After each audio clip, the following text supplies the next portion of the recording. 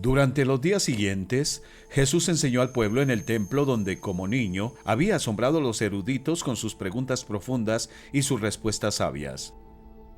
Los líderes del templo tenían ahora una actitud diferente.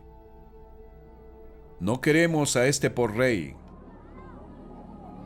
Así que interrogaban a Jesús con preguntas polémicas, esperando hacer que la gente se volviera contra él. Entonces, para acecharlo, enviaron espías que fingían ser honorables. Pensaban atrapar a Jesús en algo que él dijera y así poder entregarlo a la jurisdicción del gobernador.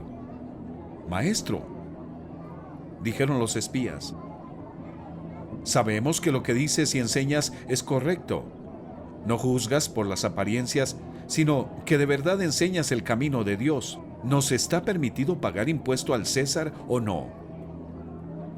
¿Qué contestaría Jesús? Si decía, sí, hay que pagar los impuestos al emperador, la población judía le acusaría de deslealtad a su causa. Por otra parte, si decía, no se deben pagar los impuestos, llegaría a oídos del gobernador romano y éste le condenaría por traición. Pero Jesús, dándose cuenta de sus malas intenciones, replicó, muéstrenme una moneda romana. ¿De quién son esta imagen y esta inscripción? Del César, contestaron. Entonces denle al César lo que es del César y a Dios lo que es de Dios. No pudieron atraparlo en lo que decía en público. Así que, admirados de su respuesta, se callaron. Una y otra vez los diferentes grupos de eruditos religiosos intentaron atrapar a Jesús, pero él contestaba con sabiduría cada vez. Desde ese día ninguno se atrevía a hacerle más preguntas. Avergonzados, los eruditos se ausentaron para ir a conspirar con los principales sacerdotes con el fin de arrestar y ejecutar a Jesús. ¡Qué ceguera! Aquellos sacerdotes responsables de ofrecer sacrificios sobre el altar del templo no tenían ni idea de que el hombre al que querían matar era aquel a quien esos sacrificios representaban.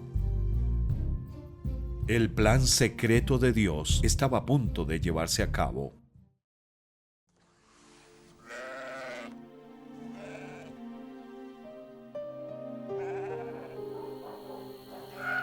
Era la víspera de la fiesta anual del sacrificio, llamada la Pascua. Al día siguiente se sacrificarían miles de corderos. Aunque Jesús sabía que él también moriría al día siguiente, pasó la velada cenando una última vez con sus discípulos. Durante la cena, tomó el pan, lo bendijo, lo partió y lo distribuyó para que comieran. También les pasó una copa. Les dijo que el pan partido debía hacerles pensar en su cuerpo y el líquido rojo en su sangre que sería derramada para introducir el nuevo pacto para el perdón de los pecados. A medianoche llevó a sus discípulos a un jardín llamado Getsemaní. Allí, sabiendo los horrores que le esperaban, oró a su Padre. Y en ese momento, llegaron los líderes religiosos con una multitud de hombres armados. Jesús les dijo, ¿acaso soy un peligroso revolucionario para que vengan con espadas y palos para arrestarme? ¿Por qué no me arrestaron en el templo? Estuve enseñando allí todos los días.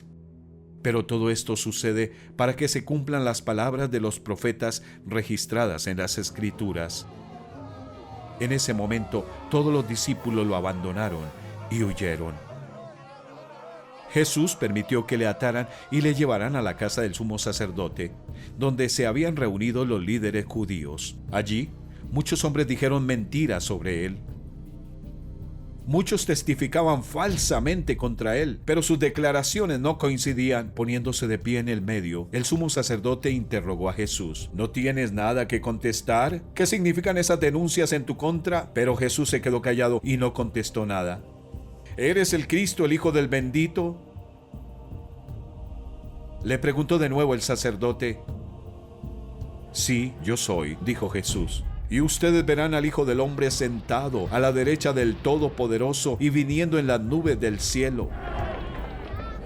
¿Para qué necesitamos más testigos?, dijo el sumo sacerdote, rasgándose las vestiduras. Ustedes han oído la blasfemia. ¿Qué les parece? Todos ellos lo condenaron como digno de muerte. Algunos comenzaron a escupirle, le vendaron los ojos y le daban puñetazos. ¡Profetiza!, le gritaban. Los guardias también le daban bofetadas. El tribunal judío había sentenciado la pena de muerte, pero no tenía autoridad para llevarla a cabo. Solo un tribunal romano podía hacer eso.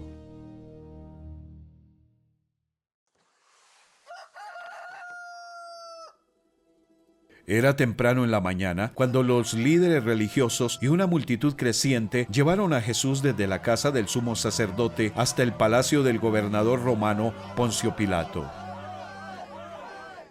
Los líderes religiosos querían que Pilato ejecutara a Jesús. Comenzaron a presentar su caso. Este hombre ha estado llevando al pueblo por mal camino al decirle que no paguen los impuestos al gobierno romano y al afirmar que él es el Mesías, un rey. Después de interrogar a Jesús, Pilato se dirigió a los principales sacerdotes y a la multitud y les dijo: «No encuentro ningún delito en este hombre. No te lo habríamos entregado si no fuera un criminal», replicaron. Entonces Pilato volvió a entrar en su residencia y pidió que le trajeran a Jesús. «¿Eres tú el rey de los judíos?», le preguntó. «¿Qué has hecho?». Jesús contestó: «Mi reino no es un reino terrenal. Si lo fuera, mis seguidores lucharían para impedir que yo sea entregado a los líderes judíos. Pero mi reino no es de este mundo». Pilato le dijo: «¿Entonces eres un rey?». «Tú dices que soy un rey», contestó Jesús. «En realidad, yo nací y vine al mundo para dar testimonio de la verdad. Todos los que aman la verdad reconocen que lo que digo es cierto». «¿Qué es verdad?», preguntó Pilato. Entonces salió de nuevo a donde estaba el pueblo y dijo: «Este hombre no es culpable de ningún delito». Pero la multitud seguía gritando: «¡Crucifícalo! ¡Crucifícalo!». Por tercera vez insistió Pilato: «¿Por qué? ¿Qué crimen ha cometido? No encuentro ninguna razón para condenarlo a muerte. Lo haré azotar y luego lo soltaré». Pero la turba gritó cada vez más fuerte, exigiendo que Jesús fuera crucificado, y sus voces prevalecieron. Pilato sabía que Jesús era inocente, pero por temor a los líderes religiosos y su multitud, condenó a muerte a Jesús.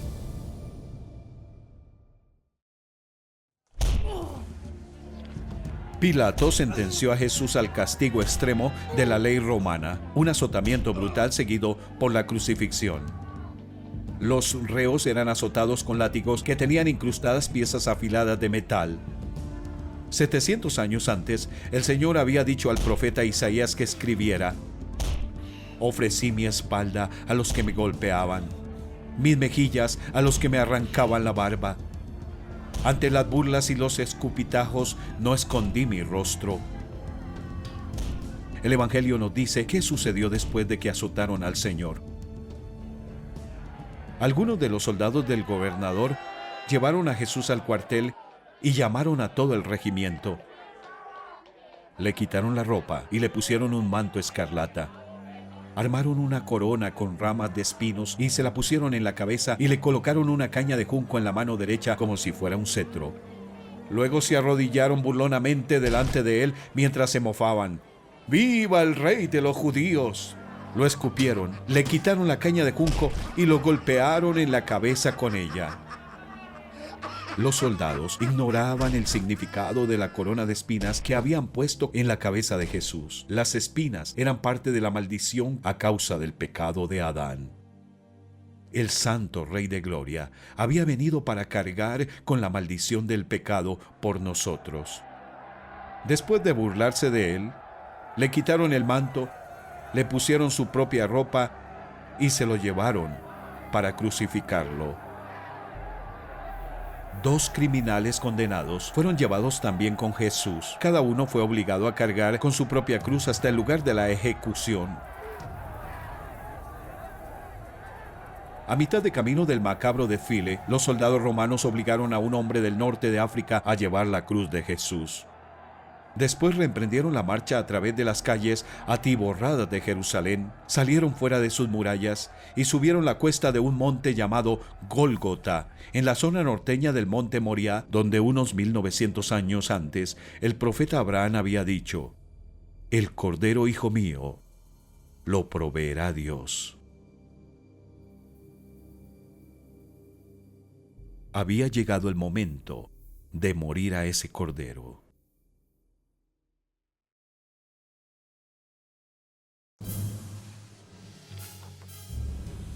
La crucifixión es el método más horrendo de ejecución auspiciado por el Estado que jamás se ha concebido. Para añadir humillación pública al dolor atroz, los soldados romanos desnudaban a las víctimas antes de clavarles las manos y los pies a una cruz o a un árbol.